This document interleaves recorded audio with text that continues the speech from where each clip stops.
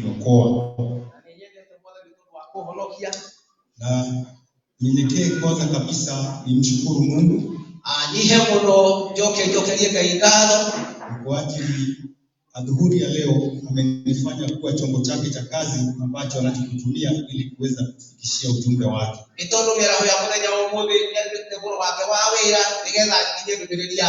Na jinsi ambavyo amenitumia si tu kwa kupitia hivyo bali ameutumia uongozi wa kanisa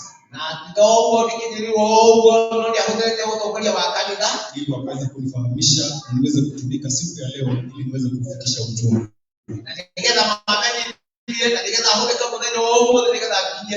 Bali na hiyo ujumbe si wangu ambao nilio nao,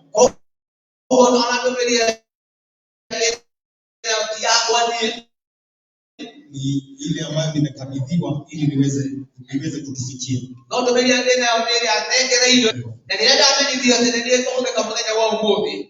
Hisi ama nilijisikia kwamba nina ule hali ya kuokoka.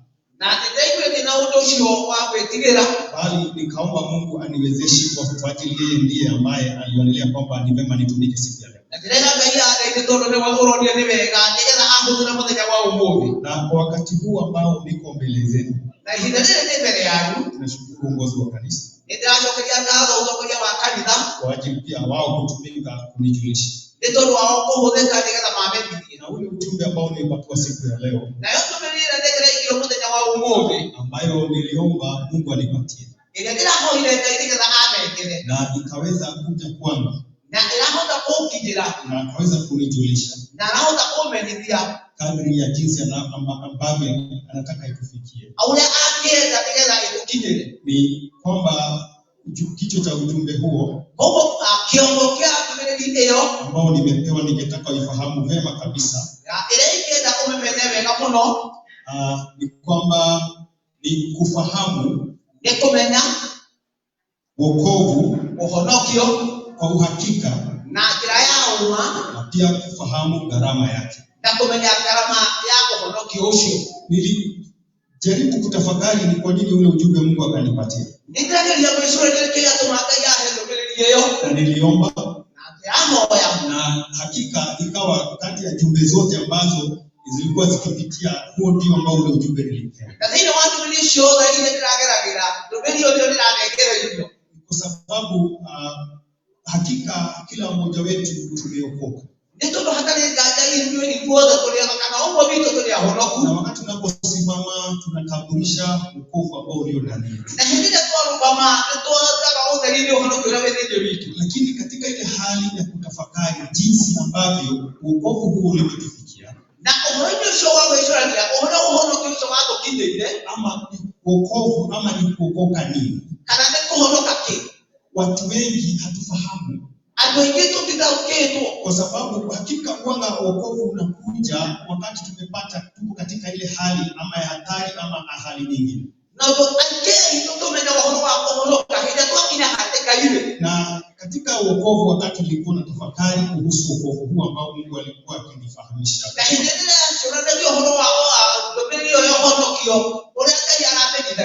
nilipata kwanza akanituma katika neno lake.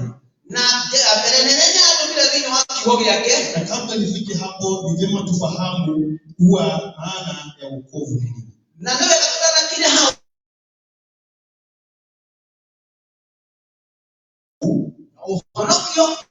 Utaratibu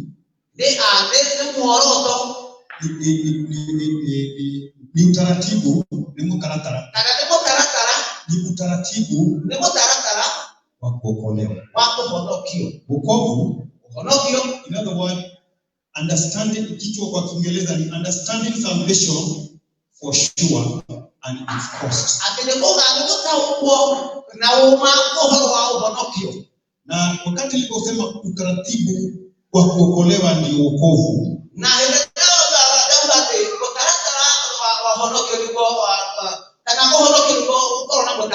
wakati unapoelezea ama mtu mwingine ambaye hafahamu wokovu ni nini, pengine unaenda kumhubiria, kumwambie ni vizuri uokoke, uhoroke. Ni hakika kwamba watu wengi wanakuuliza niokoke nini? Na kila mmoja kuhoroka ki. Na mimi ninafahamu kama mwanadamu huwa niliokoka wakati mmoja hatarini. Na nikaokoka ama nikanusurika kufa. Na wengine sasa nikuokoka nini?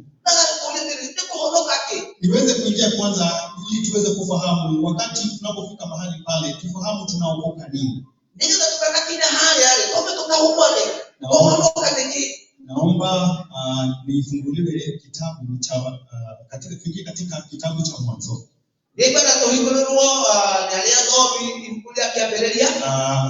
Mwanzo 2 aya yake ni ya 15 hadi 17. Tuelewe tunaokoka nini.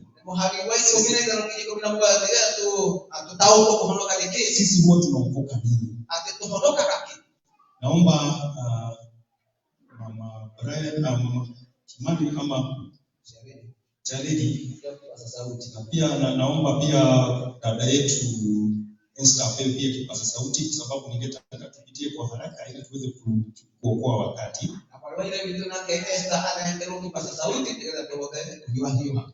Tuweze kufahamu ni nini hiki ambacho tunaokoka. Kwa sababu hata kama tufahamu wengine wetu. Ni vizuri kupitia ufunuo wa neno la Mungu tuweze kuelewa zaidi. Mwanzo 2 kuanzia aya ya 15 hadi 17. Naomba tusome. Ucio obete akimuiga mugunda-ini ucio wari kuu Edeni arutage wira na awikaragie. Nake Jehova Ngai agĩetha mũndũ ũcio akĩmwĩra atĩrĩ, mũtĩ o wothe ũrĩa wĩ mũgũnda ũyũ rĩ, nĩ ũrekereirio ũũrĩage. No rĩrĩ, mũtĩ ũrĩa wa kũmenyithania wega ona kana ũũru ndũkanaũrĩe, nĩgũkorwo mũthenya ũrĩa ũkaũrĩa no mũhaka ũgakua. Asante sana dada yangu. Ufahamu ni kwamba mwanadamu alipoumbwa alipewa tahadhari baada ya kupewa kazi ya kulinda ama kuweza kufanya kazi katika ile shamba. Akaambiwa ufanyie kazi ya shamba, ale mazao yote, bali kuna ule mti uliokuwa katikati akaambiwa asikule asiguze. Na aliambiwa baada ya kula matokeo yatakuwa ni nini? Matokeo yatakuwa ni kwamba atakuwa akifahamu mema na mabaya. Na baada ya hayo atakufa. Swali la kwanza ni kufa nini? Kwa sababu kifo hiki ambacho tunasema tunaokoka tunaonena kuhusu kifo hiki.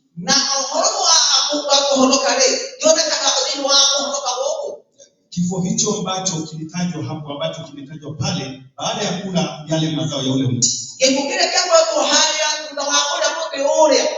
Mazao hayo kweli kufahamu mema na mabaya, na kisha adhabu ni kuwa atakufa. Na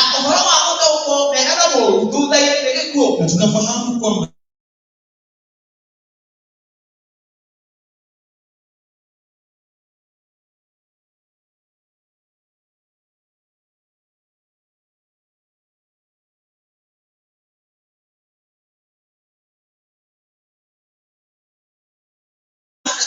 ama mwenye kuulizie kwamba sisi kama wanadamu tunapitia wapi, kwa sababu kule kulikuwa mbali na uzao wa mwanadamu ni upi katika neno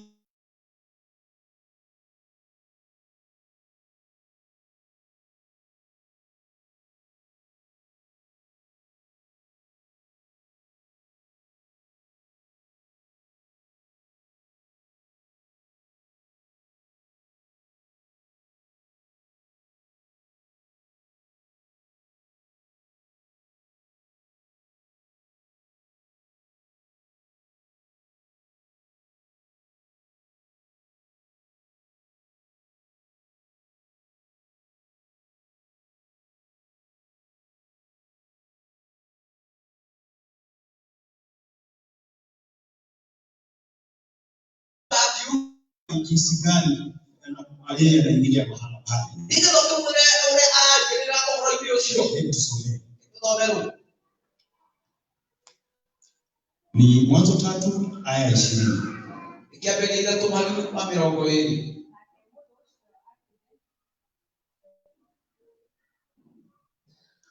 Nake mundu ucio atuire mukahawa ndio ndio watu ikile nyina wale othe magiaga muoyo. Bwana asifiwe.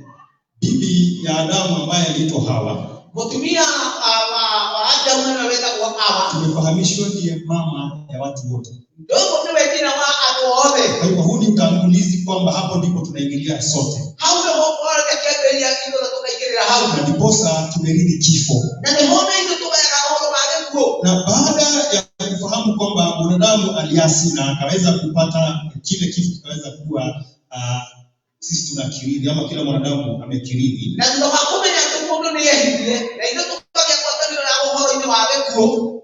Ni vyema kufahamu kwamba hatuna shaka wakati tunaposema kwamba tunaambia mtu yeyote aokoke, kwa sababu kila mtu ama kila mmoja wetu amerithi kile kifo. Niko leo nilikuona kaja ile tuna rapoto ahoroke. Ndio ahorosho no ahorosha manya na kuo. Na tunafahamu baada ya hapo, hata kama hatujawahi soma, tunafahamu, watu wengi tunafahamu, na ni vizuri pia kufahamu zaidi kwamba baada ya mwanadamu kuasi alifukuzwa katika shamba la Edeni. Na naomba kama mnanyana kwenda kuathiri. Tunamwabudu na kwenda. Tunaosha inatokea katika Mungu na Edeni. Na kusudi kuu lake kufukuzwa katika shamba la Edeni. Na kuruka mwanadamu hapo mwisho kwenda kwa Mungu na Edeni. Ilikuwa ni nini? Yaani ndio ni Mungu aweze kumkomboa. Ndika hapo kumkomboa. Na katika hapo ndipo wokovu unapoingilia. Na hapo hoho ndio ukagera. Na ndipo mahali pale ambapo tunafahamu kwamba lazima sasa mwanadamu angetoka katika ile shamba. Na hapo tumenda kidogo hapo moto hapo ile. Na katika ile hali ya kutoka katika ile shamba. Na ndio hapo muda usio alikuwa Mungu anataka atoke katika ile shamba ili aende akatubu. Na alienda kama ni Mungu ndio sio hata kuna nini. Na katika ile hali ya kutubu na tunawakuja na nini pawe na kurejeshwa. Na hali ya roho hapo atakayotoka aweze kurejeshwa katika shamba. Na nikenda hapo hata kutoka ni mwamoja. Na ilikuwa hivyo tu. Na roho ilikuwa na gharama ambayo tunaongelea kuhusu. Nilikuwa na gharama ile kwa roho wao. Na wakati tunaposema kwamba mimi nimeokoka, na niliambiwa ni mwokovu, ni vizuri kusema vile, ni vizuri kufahamu kwamba wokovu huu unaonena kuhusu. Na unaweza kumenya uhonovu ndio hilo yako. Gharama ulioelewa. Na gharama ile aliyotolewa. Gharama iliyotolewa. Ni gharama ile au pekee. Ufahamu ni vizuri kufahamu gharama iliyotolewa. Nile kumenya kutao gharama ile ya mtu. Ndio kaweza kupata wokovu. Ningeza kukewa bila uhonovu. Kaweza kupata ukombozi. Na ningeza kuhanga umewa bila kuoni kutoka katika kile kifo. Ningeza kumana na kitu kile ambacho kila mwanadamu aliweza kukirithi. Kile Mungu wote ewa ile kokeu. Ni kwa maana sisi kwa sababu wakati tunapookoka ndio ile inakuwa horoka. Na ndiposa naona Mungu ndio kusudi kuu ya kufanya tuweze kufahamu zaidi wokovu ni nini. Tusiende kuchukulia kama ni kitu cha rahisi ama kitu hivyo hivyo. Ni vizuri kufahamu hiyo gharama ambayo ilitolewa.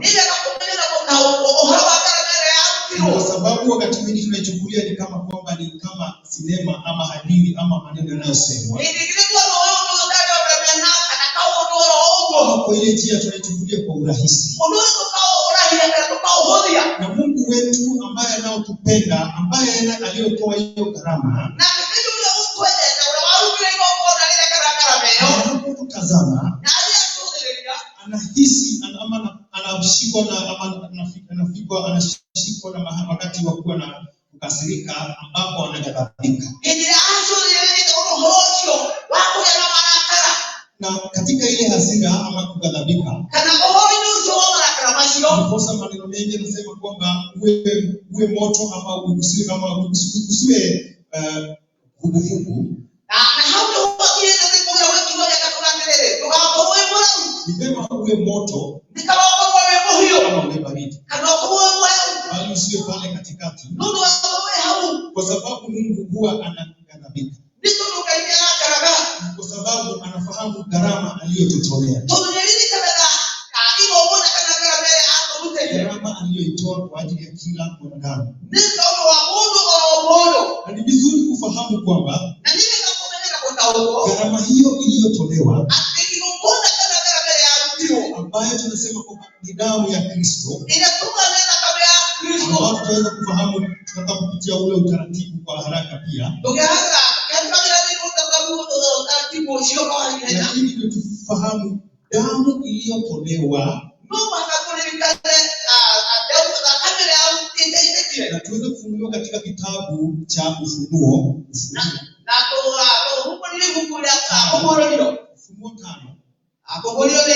Ufunuo 5 tusomewe aya yake ya 6 hadi hapo 10 ili tuweze kufahamu damu iliyotolewa ikiwa kama gharama ya kukomboa mwanadamu.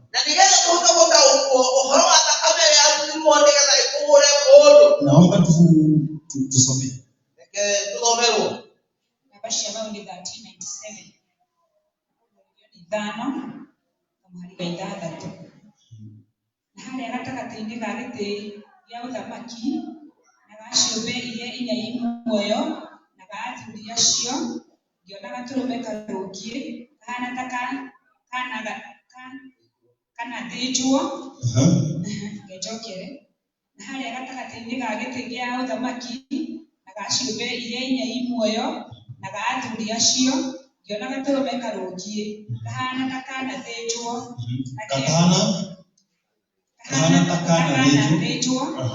na kena hinya kena hĩa mũgwanja na maitho mũgwanja na nĩmo maroho marĩa mũgwanja ma Ngai marĩa matũmĩtwo mathiangage thĩ yothe. Nake ũcio gatũrũme agĩthiĩ akĩoya ibuku ĩyo akĩmĩruta guoko-inĩ kwa ũrĩo kwa ũcio waikarĩire gĩtĩ gĩa ũthamaki, na arĩkia kũiyũkia buku ciũmbe icio inya imwoyo na wathuuri acio 24 akĩiguithia thĩ harĩ ũcio gatũrũme, o mũndũ ena kĩnanda kĩa mũgeeto na mena tũbakũri twa thahabu tũiyũire ũbumba, na nĩguo mahoya ma andũ arĩa aamũre. Tufikishe hapo. Bwana asifiwe. Amen. Katika aya hiyo ama katika aya hapo tumesoma kuhusu damu. Na ndio hapo hapo ukonje zakame. Ambapo ndio tumesema aya ya aya ya 9. Hapo hali wa kenda. Nilikuwa na aya ya 9. Soma aya ya 9 peke yake. Soma hapo hali wa kenda. Aya ya 9 peke yake. Hĩndĩ ĩyo makĩina rwĩmbo rwerũ makiuga atĩrĩ, wee-rĩ nĩwe mwagĩrĩru wa kũiyũkia mbakũri, ũmethure tũtembe tũu twayo, amu nĩ wathĩnjirwo, ũkĩgũrĩra Ngai andũ na thakame yaku, a mĩhĩrĩga yothe na mĩario yothe ya nduka ciothe na ndũrĩrĩ ciothe. Hĩndĩ ĩyo makĩina rwĩmbo rwerũ makiuga atĩrĩ, wee-rĩ nĩwe mwagĩrĩru wa kũiyũkia mbakũri ũmethure tũtembe tũu twayo, amu nĩ wathĩnjirwo ũkĩgũrĩra Ngai andũ othe na thakame yaku, ukigũrĩra Ngai andũ na thakame yaku, na mĩhĩrĩga yothe na mĩario yothe na nduka ciothe na ndũrĩrĩ ciothe. Bwana asifiwe. Amen. Bwana asifiwe. Amen. Bwana asifiwe kanisa. Amen. Tunafahamu kuhusu damu iliyotolewa na kusudi ya damu kutolewa, na tunaposema kuhusu damu tunanena kuhusu uhai. Ni wakati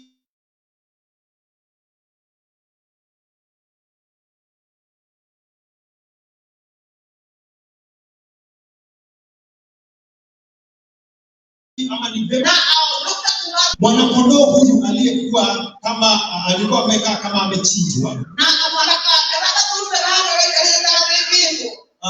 ni damu ilikuwa ikionekana ikitiririka. Na hiyo damu wakati inapoonekana, kusudi ya ile damu ni kununua wanadamu wote. Na ndiposa tumefahamishwa kuhusu watu wa tabaka zote, lugha zote na mataifa. Na ndiposa tunaposoma neno hili, wakati tunaponena kuhusu wokovu, ni vyema ufahamu kwamba wakati mwanadamu alipoasi na alipofahamishwa kwamba utakapokula zao ya ule mti uliokuwa katikati, hakika kwamba yale yatakayotokea alipo mwanadamu alipofahamishwa. Tukisoma ama tunapofahamu ni kwamba alipokula lile tunda, mkewe alipokula, hakuna jambo lilipotendeka. Bali wakati Adamu alipokula, ndio kufahamu hapo ndipo lile jambo lilipotokea. Hivi kusema kwamba walifunguka macho. Tunafahamu hivyo kwamba walifunguka macho na wakaona kwamba wangali uchi.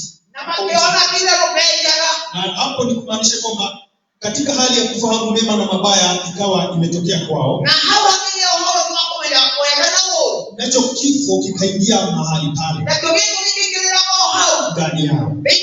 Kile kifo ni kifo cha kiroho, kwa sababu hata ukienda kusome neno la Mungu kuteremka hapo baada ya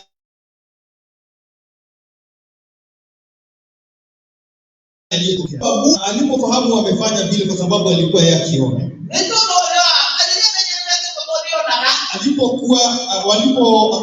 Alienda kuwatembelea kama kawaida, sababu alikuwa akiwatembelea. Neno la Mungu linaongea kwamba walijificha. Walijificha kwa nini? Kwa sababu ile hali ya kufahamu mema na mabaya iliweza kuingia ndani yao. Ni jambo ambalo lililotendeka papo kwa hapo, na kifo kinaingia papo hapo. Na ndiposa baada ya kutenda yale, ikawa ni kama kwamba walisikia Mungu. Walikuwa wanasikia Mungu akija. Lakini tukiweza kutafakari hapo mbeleni ni kumuona walikuwa wanamuona. Walikuwa wakimuona mbeleni mbele ya kito, wakati hapo wameasi. Walikuwa katika ile hali ya kiroho. Na wakati walipofunguka macho hii ya kimwili, basi hisia zote za kimwili,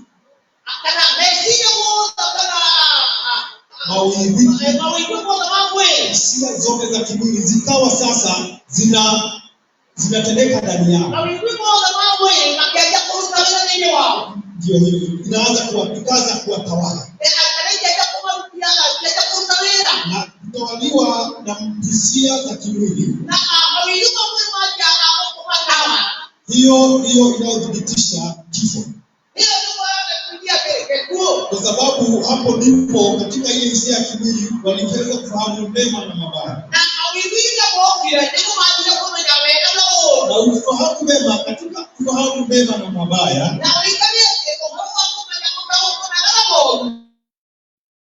huo ni uwezo ambao Mungu alikuwa ameweka ndani ya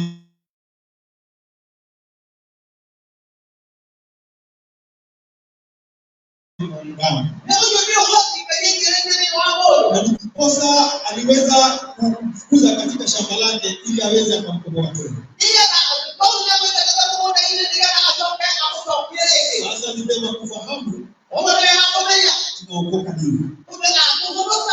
Na ndipo tumesoma mahali pale kwa sababu damu ambayo tunakombolewa nayo. Kile kifo ambacho ndio sasa alionelea kwamba gharama ambayo inahusu kukomboa mwanadamu kwa sababu hangeweza kujikomboa. Ndiposa akachukua ile fursa ya yeye kusimamia ile gharama kwa sababu ya upendo kwa mwanadamu. Ndiposa wote tunasoma katika kitabu cha Yohana 3:16. Tunaweza kudhihirishiwa kuhusu upendo wa Mungu. Ambao unatuelezea kwamba kwa jinsi ambavyo Mungu alivyoupenda ulimwengu. Bali akaweza kumtoa mwanawe wa kipekee. Ili aweze kufa kwa ajili afya kwa ajili ya mwanadamu. Ama okoe ulimwengu. Ambao tunasema ni wewe na mimi. Na hiyo ama utaratibu ule wa kukomboa mwanadamu. Ndio uweze kushikilia wokovu imara. Na ndio uweze kufahamu kwamba wokovu si kitu hivyo. Mungu aliweza kutoa gharama yote. Tuweze kufahamu kwamba wakati tunaposema Mungu alijitolea kuokoa mwanadamu, ni safari ama ni utaratibu umetoka mbali sana. Gharama hiyo imetolewa mbali sana. Kwa sababu unaona kwamba alianza na wana wa Israeli. Na aliwatoa katika utumwa. Katika ile hali ya kuwatoa katika utumwa. Mtu wakati ule alikuwa akikomboa wana Israeli miili yao.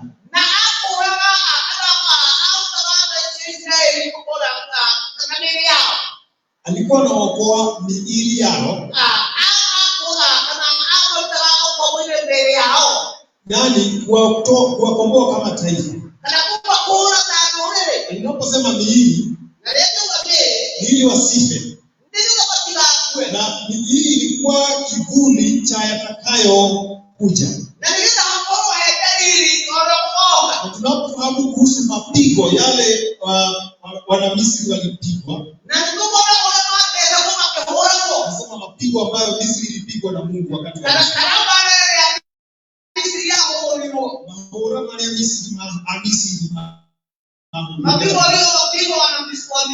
ili waweza kuwaachilia Waisraeli kutoka utumwani. Kuna ile pigo la mwisho. Lile pigo la mwisho ambalo lililotolewa. Hilo ambalo linadhibitisha ama linadhihirisha kiwa kama mfano wa jinsi ambavyo mwanadamu alivyokombolewa. Kwa sababu tunafahamu kwamba waliambiwa wamchinje mwanakondoo. Na yule mwanakondoo wamchome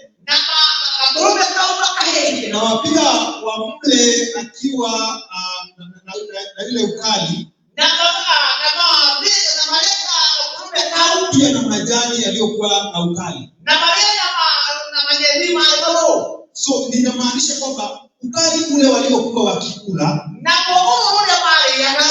wa ule mwanakondoo na yale majani, wao walikuwa wakihisi ule uchungu kimwilini. Yaani ndio kama vile unakula pilipili. Ororage wa mwili ama ororage wa mwili. Unasikia ule uchungu katika mwili. Hakika unahisi ule uchungu katika mwili wako. Unapohisi katika mwili wako. Ndio nataka kudhibitisha kwamba wale wana Misri, wana Israeli walikula yule mwanakondoo na pamoja na yale majani yakiwa makali. Na wakati walipokuwa wakila, waliambiwa kwamba wawe wakifanya hivyo ikiwa kama kumbusho. Ufahamu, tumesema kwamba walihisi ule uchungu mwilini. Lakini tunapokuja wakati walipokombolewa, tunafahamu kwamba katika tunaposema Pasaka ambayo iliyotolewa ama dhabihu hiyo ya Pasaka ambayo ilikuwa ni mwanakondoo na yale majani makali, tunafahamu walikuwa wanakingwa kutoka kwa nini? Walikuwa wanakingwa ndio waweze kukombolewa kutoka kule utumwa. Hakika hawangejitoa kule asipokuwa na kuingilia kati kwa Mungu. Na ufahamu mapigo yale yote mengine hayakubadilisha mawazo ya Firauni. Bali pigo hili la mwisho ambalo tunalosema ikawa ni Pasaka ndiyo iliyogeuza Firauni, ambapo palipitia lazima pangekuwa na kifo ama pangeweza kutolewa dhabihu ambayo yule mwanakondoo na pia kula yule mwanakondoo pia na majani makali. Na ndio ningetaka tufahamu na tuelewe kwamba yale makali waliyoyahisi kwa mwili wao. Baada ya hayo, Waisraeli walipokombolewa waliambiwa wao wakifanya hivyo. Na ndipo ninasema kwamba hii mambo ya hali ya wokovu ilitoka mbali. Tunaporejelea sasa tuweze kuingia mahali Pasaka ambayo sasa tunanena kuhusu kukombolewa kwa mwanadamu, ambao sasa kukomboa uhai wa mwanadamu. Kwa sababu Wanaisraeli Misri walikombolewa, miili yao walitoka kule mzima, ndio watoto wao, kwa sababu walienda Kanaani wakiwa ndani ya hili. Lakini sasa nataka ufahamu wokovu ambao tunaonena kuhusu ni kiroho.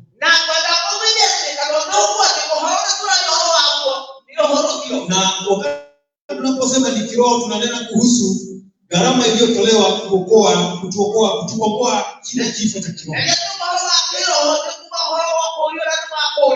Sasa tunaposema Wanaisraeli walikombolewa, tulikuwa tunaendelea na jinsi ambavyo waliishi ama waliendelea kusherehekea ama kuwa wakifanya ukumbusho wa Pasaka. Kristo mwenyewe akajitolea kwa sababu ni mambo yaliyotabiriwa kuhusu jinsi ambavyo Yesu Kristo atakavyokuja ili aweze kukomboa wanadamu. Na ningetaka tufahamu utaratibu wa wokovu wetu. Utaratibu wa wokovu wetu ambao sisi tunafahamu ama pengine tunachukua ama tunafahamu kwamba ni kama tunafahamu, bali pengine hatufahamu. Hapo ndipo shetani anaingilia. Anafahamu kwa sababu hawa anajua, kwa sababu hawa wafahamu wokovu ni nini. Anatufanya tunauchukulia tu hivi, akifahamu kwamba muda wetu unaendelea kuisha. Siku ya Kiyama inafika ambapo nafikiwa kila mwanadamu anangojea ule wakati ndio naye aweze kuhukumiwa.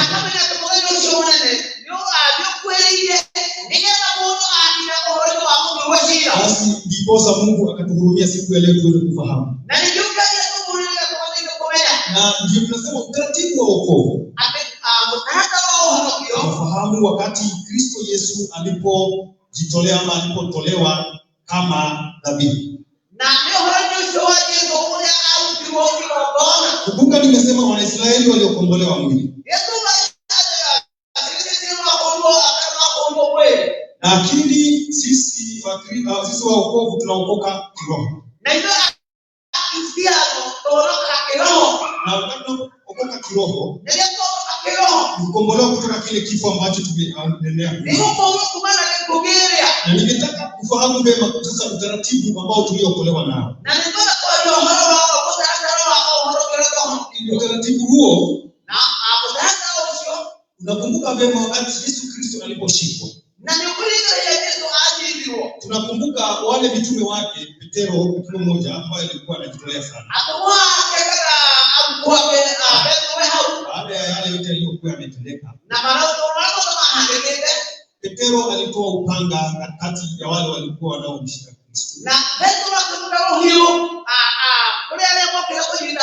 Tunafahamu kwamba alimkata mmoja sikio, lakini aliambiwa rejesha upanga wako, na Kristo mwenyewe akachukua sikio na akaweza kulirejesha. Hii ni dhihirisho ya kuonyesha kwamba wakati wa kukombolewa kiroho, hisia ambayo tuliokuwa nayo ya kimwili, ambao wewe unasikia nami ninasikia, wakati umekosewa ama wakati umedhulumiwa ama wakati umetusiwa, kwa yale yote, hayo yote ndio Kristo aliyokuwa alitushindania. Alitushindania kwa sababu alipokuja ulimwenguni. Tufahamu kwamba katika Yohana 14 aya 6, tunasema kwamba yeye ndiyo njia na ukweli na uzima. Hakika alikuja kama mwanadamu. Na tunafahamu hivyo. Na wakati neno la Mungu linasema kwamba alikuwa mwanadamu ila dhambi. Alikuwa mwanadamu ila bila dhambi ama ila dhambi.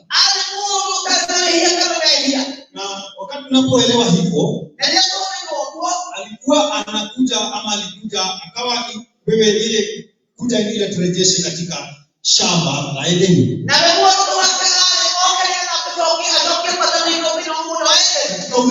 Katika ule umoja wa Mungu, kwa sababu aliingilia kati ili aweze kutengeneza njia.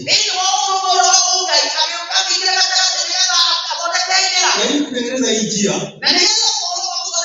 mambo yale yote mwanadamu hangeweza katika tunasoma katika kitabu cha ama nataka kusema tunaposema katika Mambo ya Nyakati, kama tumeseme nataka kusema Biblia tuna New and Old Testament. In the Old Testament, mambo haya tunahitaji kwa Kiswahili. Katika niseme tu Old Testament, kuna mambo ambayo yalikuwa yakifanyika kule wakati mwanadamu alikuwa anaonyeshwa ama Mungu alikuwa anajaribu kuonekana kwamba angeweza kujikomboa. Na si kuona kana kwamba Mungu alikuwa anafahamu pia. Alikuwa anamwambia kulikuwa kuna dhabihu zilikuwa zikitolewa. Dhabihu ya dhambi, dhabihu na madhabihu zingi nyingi. Lakini hayo yote hangemkomboa. Bali ili mwanadamu aweze kutayarika katika kukombolewa, lazima angeandaliwa kutoka na utaratibu na muda ili aweze kuelewa. Ndio wakati wa mwisho mtu asije akasema si kujua, si kufahamu. Na ndipo tunasema Kristo alikuja kukomboa mtu, na yeye akaja kama akiwa Mungu akaja kama mwanadamu. Kwa sababu katika kitabu cha Yohana 1 aya 14 inaelezea kwamba when the word became flesh, wakati alikuja maneno likawa mwanadamu, alikuja ili aweze kuonyesha ama kuja kupitia kuonyesha utaratibu wa jinsi mwanadamu angeweza kukombolewa. Na baada ya mwanadamu kufahamu, aweze kufuatilia ule utaratibu, ili aweze kurithi uzima, aweze kupata ule uhai, akombolewe apate uhai. Na ndipo tunanena kuhusu hisia ya kimwili. Kristo alishinda. Na alishinda kwa njia gani? Alipokatwa sikio, akaenda akapelekwa akahukumiwa, akatendewa mate, akadhihakiwa, akapigwa, akafanywa yote ambayo tunayofahamu kwamba mwili ukifanyiwa mwili, na ile hali ya kujilipizia kisasi, naye akashinda hayo yote, na kupitia ule utaratibu ikawa kwamba wakati alipokamatisha, wakati alipokaribia kufa, tunafahamu ni mengi Kristo ama ni yote kuhusu mwanadamu aliyoyalipia. Baadhi ya yale aliyolipia ni kutupatia uzima. Akalaaniwa ndio sisi tubarikiwe. Hakika akawa maskini ili tuwe tajiri. Hakika akaweza kudungwa, akatoa maji ili tuweze kupata uponyaji. Damu yake ikaweza kutiririka, ikamwagika chini ili tuweze kupata uzima. Kwa sababu mwanadamu alitoka katika udongo. Na alipotoka katika udongo, ni vizuri kufahamu mwanadamu hakulaaniwa, kwa sababu Mungu alimpenda. Mwanadamu alipewa adhabu, ila aliyelaaniwa ni yule nyoka. Aliyelaaniwa ni yule nyoka. Tunafahamu mwanamke alilaaniwa, aliadhibiwa kivipi? Naye Adamu kwa kutotii ama kwa kufuata amri aliyopewa, aliadhibiwa naye kivipi? Na wakati ule Mungu alikuwa akinenea mwili, kwa sababu tayari mwanadamu alikuwa amekufa. Na aliponena bali itolewa katika mchanga, na rudi katika mchanga. Kwa hiyo alipokuwa kinena yale, tayari kifo kilikuwa kimechukua mahali pake katika mwili wa mwanadamu. Tunasema sasa hai tunaosema kuhusu ambao tuliweza kuletewa na Kristo wetu Yesu. Ndio alikuja naye akafa, akaingia katika kaburi, na katika kuingia katika ile kaburi, inamaanisha alipoingia katika kaburi ambao sisi tunathibitishwa katika ubatizo.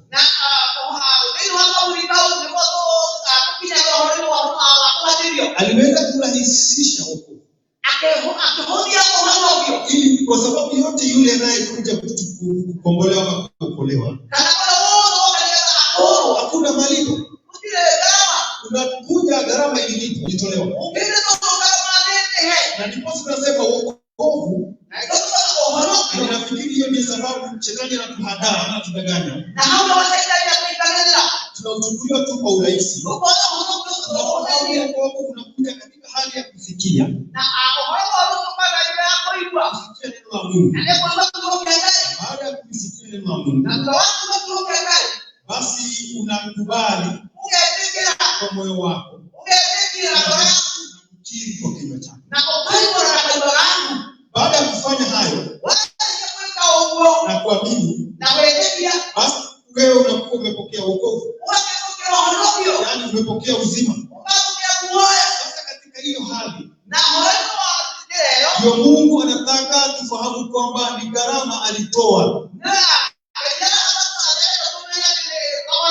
gharama ilitolewa ndiyo nawe pia uweze kuchukua wokovu kwa kuweza kupokea kwa urahisi. Lakini baada ya kuchukua ndiposa unaambiwa lazima ufe pamoja na Kristo na ufufuke. Ni hisia zako za kimwili. Unakufa pamoja na Kristo ambayo inathibitishwa na ubatizo. Unapoingia katika maji inathibitisha ama inadhihirisha, inakuwa kama ni ishara ya kuonyesha kifo kile. Na baada ya kutoka katika yale maji inadhibitisha kufufuka pamoja na Kristo katika kiroho. Na baada ya kufufuka na Kristo katika kiroho, na yale mazao unastahili kuwa ukiyazaa ambao ni ya kiroho katika yale maisha utakuwa ukiishi, kwa sababu haitakuwa ni wewe unaishi bali ni Kristo. Ni kwa sababu ya ule uhai aliotoa ambao unafufuka ndani yako. Na baada ya kufufuka basi inakuwa katika ile hali ya hisia za kimwili, hautakuwa ama zile hisia za kimwili hautakuwa ukizitumikia tena. Utakuwa ukiongozwa na hisia za kiroho. Na sijui kama unafahamu kwamba katika hisia za kimwili huwa ni matendo unatekeleza. Baada ya kuhisi unatenda. Yaani unapotenda unatenda dhambi. Lakini katika mazao ya kiroho ningetaka tusome hayo ili tuweze tunapotamatisha. Ili tuweze kufahamu kuhusu hisia za kimwili ambayo yanatendeka kama matendo unafanya baada ya kuhisi unatenda. Ndio mambo hayo ambayo tumeweza kufahamishwa katika kitabu cha Wagalatia. Yako katika Wagalatia 5. Kwanza tusome Wagalatia 5. Tusome aya ya 19. Tusome hapo tutaweza kufahamu kuhusu matendo hayo ambayo ya kimwili ambayo hayaambatani na roho. Hebu tusomee tuweze kufahamu. Ikiwa baadhi ya mambo ambayo huwa tunayatenda sisi wakati hisia zetu za kimwili zingali zinatuongoza.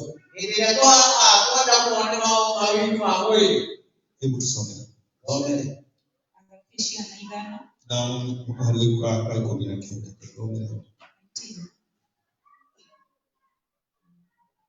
Nareli maundu ma kimwili maria mekagwo nimo nareli maundu ma kimwili maria mekagwo nimo iyo owega namo nimo maya umaraya na merirĩria mathuku na urathoni na kuhoya mihianano na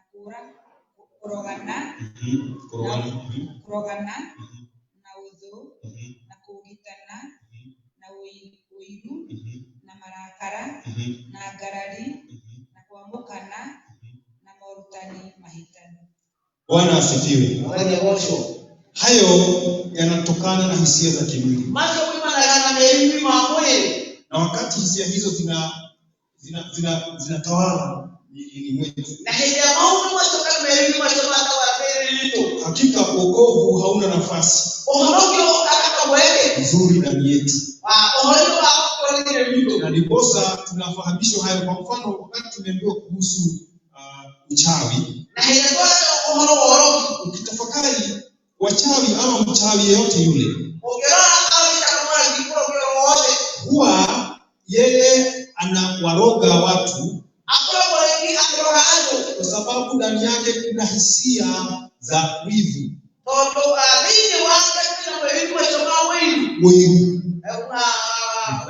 Wivu sasa wakati unapotawala,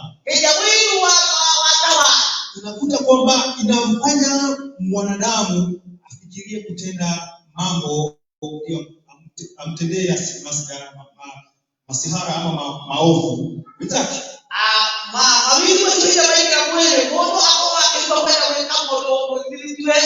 Wakati anamfanyia mabaya hataki kujulikana.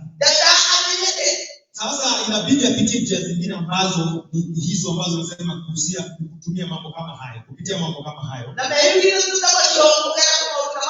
ambayo kiini chake ni kutokana na hisia za kimwili. Na ndiposa yametajwa kwa kina hapo katika neno la Mungu. Basi ndugu yangu, dada yangu, unapohisi mambo yale, ufahamu hauko kamili katika wokovu. Na hiyo ni dhihirisho. Jiulize kwamba gharama Kristo aliyoitoa ilipiga hisia zote za kimwili. Na alipotamatisha alisema kwamba yote yameishi. Na alifahamu kwamba mwanadamu hakika amekombolewa kabisa. Kwa hivyo hayo ni juu yako na ni juu yangu. Chukua tahadhari, kwa sababu tu katika huu ulimwengu tunaishi katika huu ulimwengu. Tufahamu ni Kristo ndani yetu. Tuweze kuongozwa ni Roho. Na ili huu Roho ndio tuongoze, tutakuwa na nini? Basi tutakuwa na haya mazao. Tusomee pia katika hiyo Wagalatia 5. Aya yake 22 na 23. Ndio tuweze kufahamu katika maisha ya wokovu ambayo ni ya kiroho, ambayo tunaongozwa na Roho. Miili yetu inaongozwa na Roho. Na hiyo ingine tulikuwa tunaongozwa na hisia za mwili. Wakati mtu hajaokoka, tulikuwa tunaongozwa na hisia za mwili. Na hayo ambayo tumesomewa na dada yetu ndio tulikuwa tukiyatekeleza. Na baadhi ya hayo pengine wakati mwingine anatuguza. Kwa sababu hayo ndio ambayo tunafungwa, ama mambo hayo ndio yanatufunga sisi. Unakuta neema ya Mungu haitufikii, kwa sababu baadhi ya hayo ya hisia za kimwili bado yangali ndani mwetu.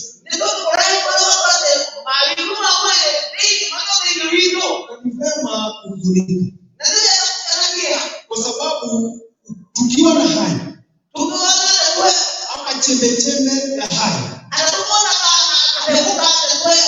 ni kuhakikishia kwamba tunastahili ukombozi kamili, kwa sababu tunajidanganya ama kujihada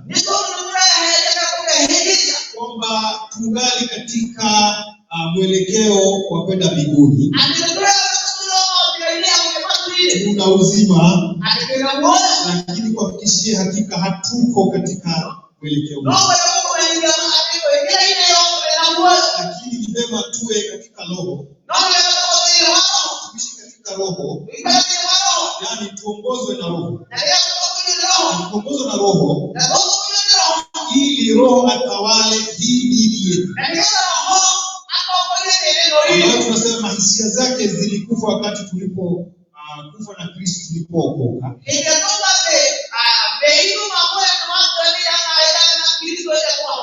Ndio tunaposema tutakuwa na haya mazao ambayo tunasomewa katika Wagalatia 5 kuanzia hapo aya 22.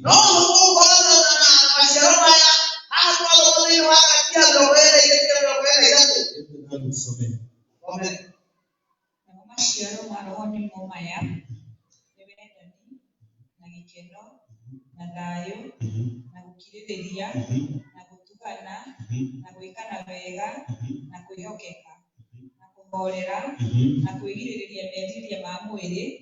Macio-rĩ, gũtirĩ watho wa kũgiria mekagwo. Macio gũtirĩ watho wa kũgiria mekagwo. Bwana asifiwe. Amen. Hayo hakuna sheria gũtirĩ na watho na kuzuilia yatendo. ya kũgirĩrĩria mekagwo. Ni kwa nini? Nĩ tondũ wa kũgirĩrĩria. Hakika hayo ndio yale mambo yatakuwa ndani yako. Macio nĩmo maũndũ magakorwo ndani waku. Na ndiposa tunaambiwa katika wokovu, Na nĩkĩo ũhoro-inĩ wa ũhoro ulimwengu unapoangalia ama unapoangalia wokovu, na endelea ũhoro neno la Mungu nasema sisi watu wale ambao wameokoka kama wokovu ni kama upumbavu. Na ataweka hiyo wokovu maana kwa sababu ni upumbavu, kwa sababu hisia za kimwili na za kiroho haziwezi andamana. Na na Kristo ndiye aliyetoa ule mfano. Kwa sababu wakati alipotemwa mate, hakunena lolote ama hakuwatema. Hakujilipizia kizazi kile cha kimwili. Nasi anataka tumfuate, tumwige. Na ndiposa anatuambia hakuna yeyote atakayefika kwa Baba. Hapo ni ule uhai, atakayepata ule uhai ama ule uwezo wa kufika kwa Baba. Sipo kupitia kwake. Na ndiposa tunaposema wakati Kristo aliposulubiwa, inadhihirisha ushindi mkuu wa kushinda hisia za kimwili. He triumphed on the cross. But to the world, ama kwa ulimwengu, inadhihirisha ushindi wake. Kwa sababu hata ukiweza kufikiria wale askari ambao walikuwa pale ama wale wote walikuwa wanampiga kwao, kwa sababu walikuwa katika mwili, walikuwa wanadhibitisha ama wanadhihirisha ushindi wa kimwili.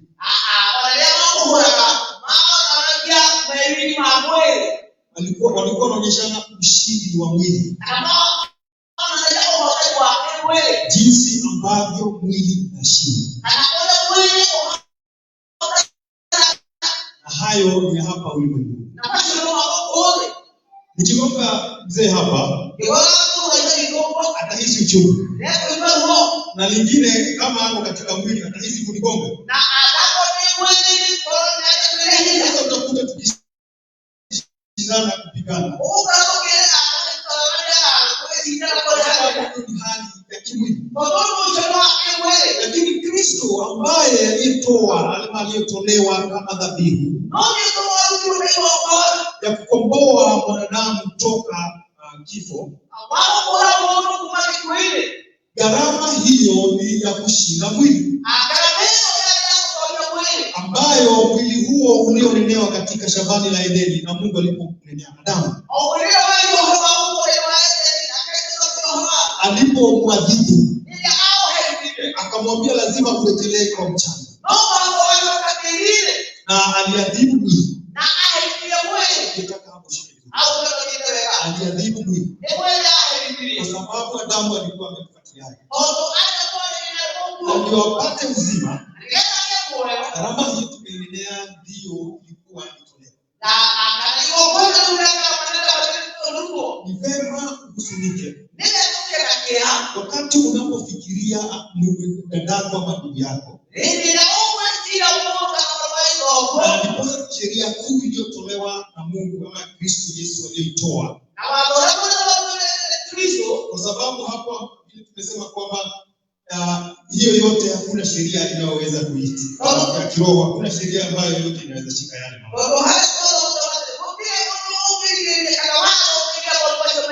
Upiko raho ile hapo. Wewe unajikuta mahali umekaa kimya. Wewe ukibirana kikubwa nini?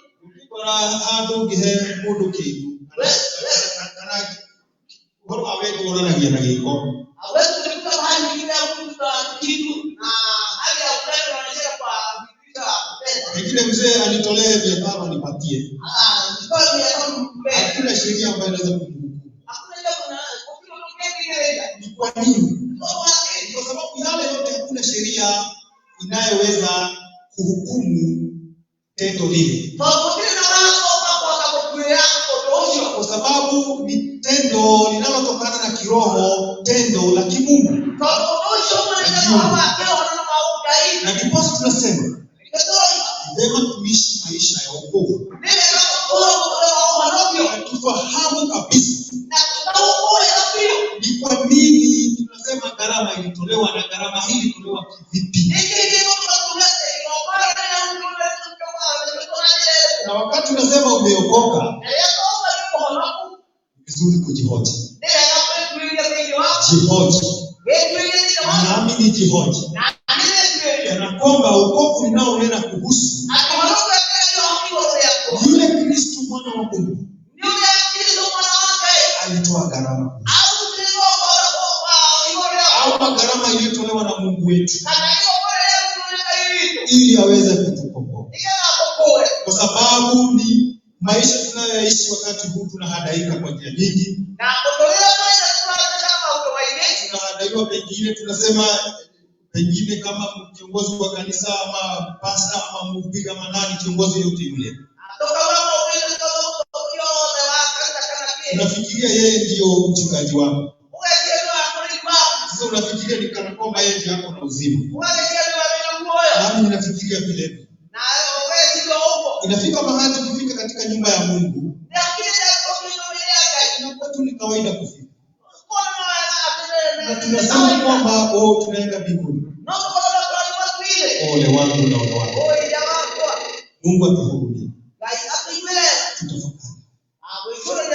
Matendo tunayotenda tubadilike. Tuchukue wokovu kama wokovu. Kwa sababu ni gharama iliyotolewa. Na ushindi huu ambao Kristo aliushinda. Anasema alishinda mauti na kifo. Tunamaanisha mauti yale ni ya kimwili. Na kifo mauti ni ya kimwili. Na kifo ya mauti ni ya kiroho ambacho mwanadamu alikufa.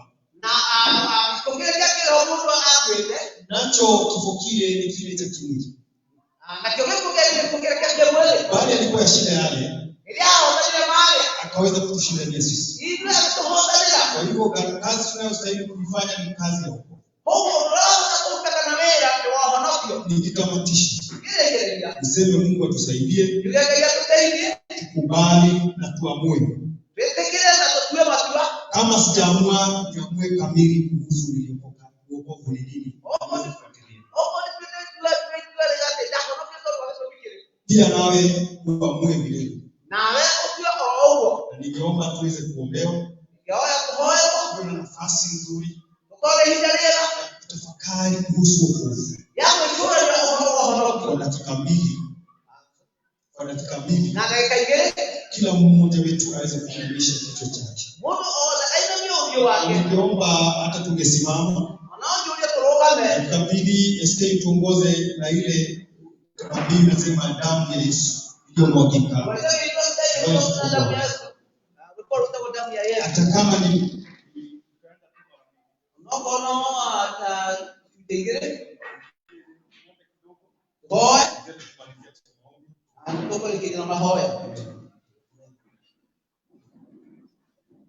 damu ya Yesu iliyomwagika yaweza mambo yote. Damu ya Yesu iliyomwagika yaweza mambo yote. Damu ya Yesu iliyomwagika yaweza mambo yote. Damu ya Yesu iliyomwagika yaweza mambo yote. damu ya Yesu, damu ya Yesu, damu ya Yesu.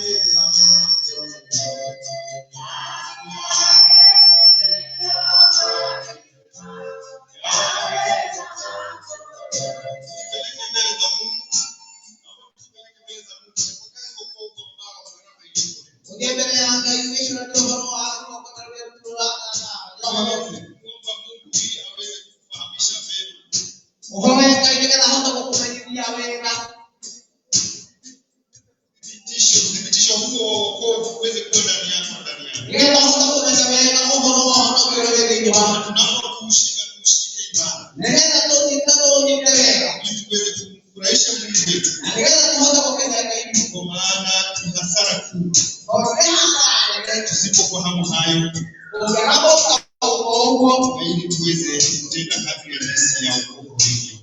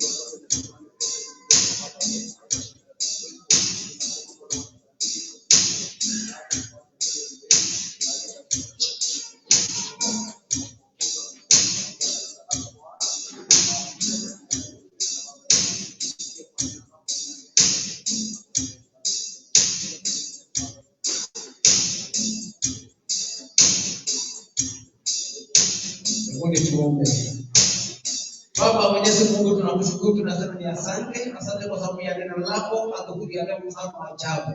Asante kwa sababu Bwana umetunena kuhusu wokovu ambayo ni wokovu ambayo ni wa amani.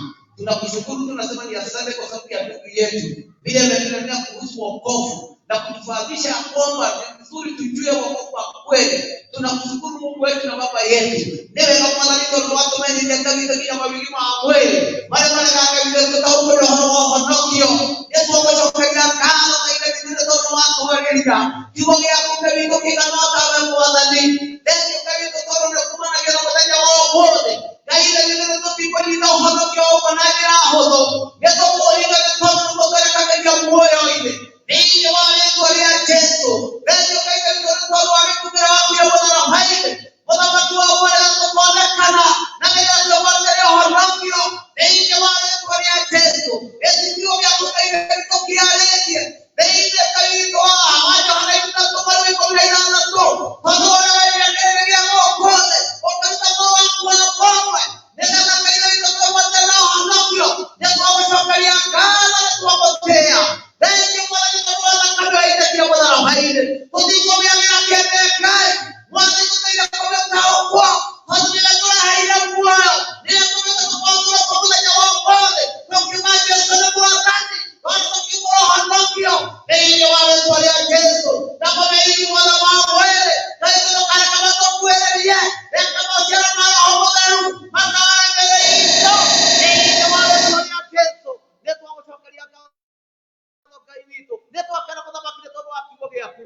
mroiga witoto wako kina kumoneka rairia tole atokijo tole ka witoto wendi waku mwathani akereitho kigwele koroshito neitho tukarutithia wera na nigetha ka witoto tukua tuli ahonaku ngai tukona kama ciaro thĩinĩ wa rĩĩtwa rĩa Jesũ tũrathima tuwe gwatanĩro thĩinĩ wa Kristo Jesũ maũndũ mothe nĩ guoko-inĩ gwaku Ngai noguo wiki mwathani arĩa mena mataro Ngai ithe witũ ĩtĩkĩra kũmarathima na kũmeka wega Jesũ mwega na wao maciarere ũmahingĩrie Ngai wa muoyo thĩinĩ wa Kristo Jesũ na arĩa Ngai witũ matiangiarĩire wĩtĩkĩra kũmaiyũrĩria Ngai na nĩgetha Ngai wa muoyo matikahotwo nĩ mũcukani thĩinĩ wa rĩĩtwa rĩa Jesũ nĩtũgũcokagia ngatho na wendo mũnene thĩinĩ wa Kristo Jesũ maũndũ mothe nĩ guoko-inĩ gwaku Ngai tũkiumagarania hamwe na ithuĩ Ngai witũ tũhotithie gwĩka maũndũ marĩa mangĩendwo nĩ Roho thĩinĩ wa Kristo Jesũ nĩtwagĩrĩirwo tũgũcokeria ngatho tũmete na gwitũ gũtwĩka wega o thĩinĩ wa rĩĩtwa rĩa Ithe na rĩa Mũriũ na Roho Mũtheru twahoya o ningĩ twacokia ngatho